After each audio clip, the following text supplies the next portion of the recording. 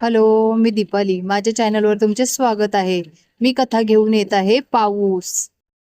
शाळा सुटली होती. दुपारचा वेळ होता. आकाश काळ्या ढगांनी भरून गेलं होतं. वारा झोके घेत होता. पाऊस पडायला काही क्षण बाकी होते. शाळेच्या गेटवरून बाहेर येताच मुलं गप्पा मारत होती. अरे, आज खूप पाऊस येणार वाटतं, रोहन म्हणाला. हो, पण मी छत्री आणली नाहीये, अमित म्हणाला. आणि त्याच वेळी विजेचा आवाज झाला. ठण ठण ठण. क्षणातच मुसळधार पाऊस सुरू झाला. सगळे मुलं पळत सुटली. काहींनी झाडाखाली आसरा घेतला. काहींनी शाळेच्या गेट जवळ उभं राहायचं ठरवलं. पण काही मुलं होती, त्यात रोहन, अमित आणि चिंटू. त्यांना पावसात भिजायला फार मजा येत होती. हे सगळं पाण्यात उड्या मारू लागले. पण बघा ना, किती मोठं पाण्याचं ढग साठलंय, चिंटू ओरडला आणि थपकन त्यात उडी मारली. पाण्याचे तुषार काही बाजूंनी उडाले. सगळ्यांच्या अंगावर पाणी उडालं. ते आणखीनच हसले. आपण उद्या याच ठिकाणी आणखी मोठा खड्डा बनवूया, रोहन म्हणाला. हो, आणि मग शाळा सुटल्यावर पुन्हा पावसात खेळायचं, अमित हसत म्हणाला.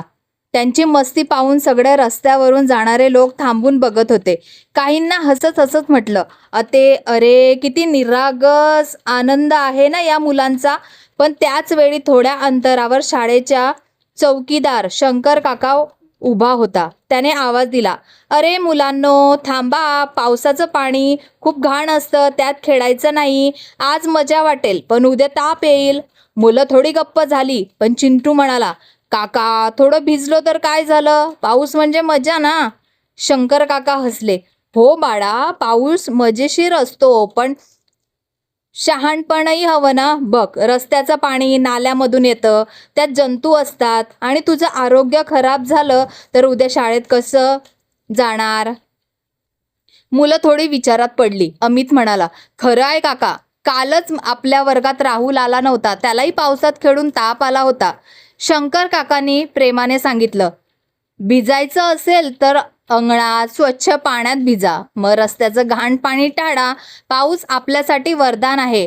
शेतात पीक येतं, झाड ताजी होतात, पाण्याचे साठे भरतात, म्हणून त्यांचा आदर करायचा, त्यात घाण करायची नाही, रोहन म्हणाला. हो काका, आम्ही आता खेळ थांबवतो. सगळ्या मुलांनी शंकर काकाच्या सांगण्यावर मान हलवली आणि झाडाखाली आसरा घेतला. थोड्या वेळाने पाऊस थांबला. आकाश स्वच्छ झालं. इंद्रधनुष्य उमटलं. 7 रंगाचा सुंदर धमाल जणू आकाशात हसत होतं. मुलांनी आनंदाने हात करून ओरडलं, वा, छान इंद्रधनुष्य. शंकर काकांनी हसून सांगितलं, तो बघा, पावसाचं बक्षीस आहे. ज्यांचा संयम ठेवला त्यांनी निसर्गाचे रंग दिले. सगळे मुलं हसली. आता त्यांना समजलं होतं, आनंद घ्यायचा, पण शहाणपण विसरायचं नाही. त्या दिवसानंतर जेव्हा पाऊस यायचा, मुलं शंकर काकाची गोष्ट आठवायची. अंगणात नाचायची, गाणी म्हणायची, पण रस्त्याचं घाण पाणी टाळायची. त्यांना आता पावसाची खरी मजा कळली होती. स्वच्छ, आरोग्य आणि आनंद, हेच पावसाचं खरं बक्षीस आहे. समजलं ना मित्रांनो?